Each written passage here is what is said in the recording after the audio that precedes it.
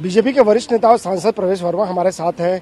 CBI ने मनीष सिसोदिया को गिरफ्तार किया आबकारी घोटाले में और ये कहा कि जांच में मनीष सिसोदिया सहयोग नहीं कर रहे थे। जिन सबूतों को लेकर उनसे सवाल पूछे जा रहे थे उसके जवाब नहीं दे रहे थे ठीक से। देखिए, एक तो ये दिल्ली की जनता की बहुत बड़ी जीत है। मैं सीबीआई को और सारी जांच एजेंसी जो भी इसमें शामिल थे, मैं उनको बधाई देना चाहता हूं कि उन्होंने इतनी लंबी इन्वेस्टिगेशन करने के बाद में आज इस पॉलिसी के मास्टरमाइंड को पकड़ा। और इनके जो सुपर बॉस है अरविंद केजरीवाल, क्योंकि उनके पास में कोई भी विभाग ही नहीं है, उनके कोई भी फाइल के ऊपर में साइन नहीं है, इसलिए वो हमेशा बच जाते हैं। इसलिए मेरा इनके बाकी जो मंत्री बचे हैं अभी, उनको ये सुझाव है कि आप किसी भी फाइल पर साइन मत कीजिए और सबसे पहले अरविंद केजरीवाल के साइन कराइए, क्योंकि आगे कोई भी घोटाले में अरविंद केजरीवाल आपको फंसा सकते हैं और जेल आपको जाना पड़ेगा और वो कहेंगे मैं आपके परिवार की सारी चिंता करूंगा। ये जो सारा ड्रामेबाजी चल रही है 1-2 दिन से, कल हमने देखा कि एक बार भी आम आदमी पार्टी ने किसी भी चैनल पर ये नहीं कहा कि हमारी पॉलिसी बहुत अच्छी थी। उन्होंने अपनी पॉलिसी को एक बार भी डिफेंड नहीं किया।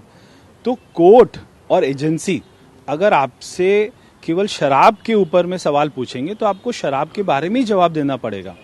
मनीष सिसोदिया वहां पर जाके ये नहीं कह सकते कि मैंने स्कूल अच्छे बना दी इसलिए आप मेरे को छोड़ दीजिए। तो वो दिल्ली के शिक्षा मंत्री भी हैं मगर दिल्ली के शराब मंत्री भी हैं। उनके पास में 12 विभाग और भी हैं, इसलिए वो इससे बच नहीं पाएंगे। मैं पहले दिन से जानता था कि मनीष सिसोदिया गिरफ्तार होंगे, क्योंकि उनके ही सारे फाइल पर साइन हैं, उन्होंने ही पॉलिसी बनाई है। तो अभी तक जितनी गिरफ्तारी हो रही थी, जो भी चार्जशीट हो रही थी, उसमें उनका नाम इसलिए नहीं आ रहा था क्योंकि हमारी इन्वेस्टिगेशन चल रही थी। जैसी तार जुड़ते गए, जहां जहां पैसे पहुंचे, सारे लोगों ने अपने आप बताया, उसके बाद में मनीष सिसोदिया गिरफ्तार हुए हैं। वो चाहे गांधी जी के पास चले जाएं, चाहे राजघाट चले जाएं, चाहे देश में किसी भी गांधी जी के पास चले जाएं, वो नहीं बच पाएंगे।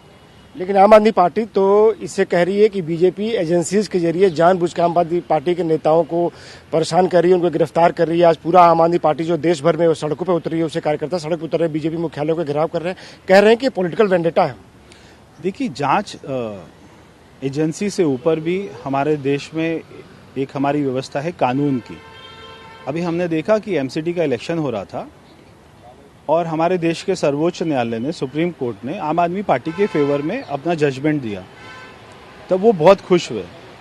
तो जब हमारे देश में किसी आतंकवादी के लिए सुप्रीम कोर्ट देर रात में खुल सकती है, तो एक राज्य के उप मुख्यमंत्री के लिए क्यों नहीं खुल सकती?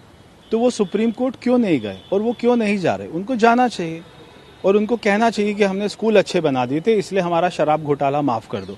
ऐसा नहीं हो सकता। आपको वहां पर अगर आपसे केमिस्ट्री का सवाल पूछा जाएगा तो आप उसका जवाब हिस्ट्री में नहीं दे सकते, आपको केमिस्ट्री में ही देना पड़ेगा।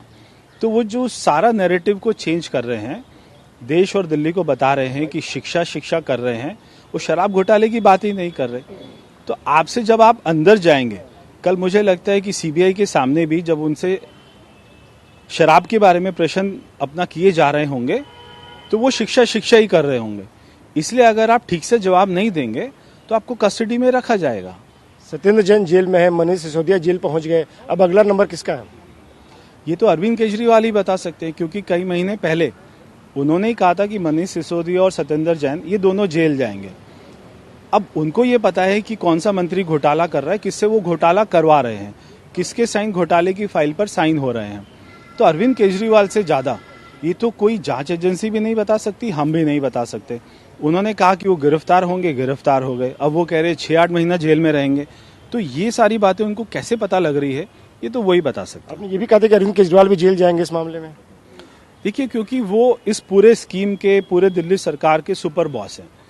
बिना उनके बजट भी लागू नहीं होता, बिना उनके कोई पॉलिसी नहीं बनती है, बिना उनके कोई दिल्ली सरकार के किसी मंत्री के घर का पत्ता भी नहीं हिलता। ये हम सभी जानते हैं। सवाल केवल इतना है कि उनके किसी फाइल पर साइन नहीं है, मगर जो सारी डायरेक्शन है वो उन्हीं की तरफ से मिलती है।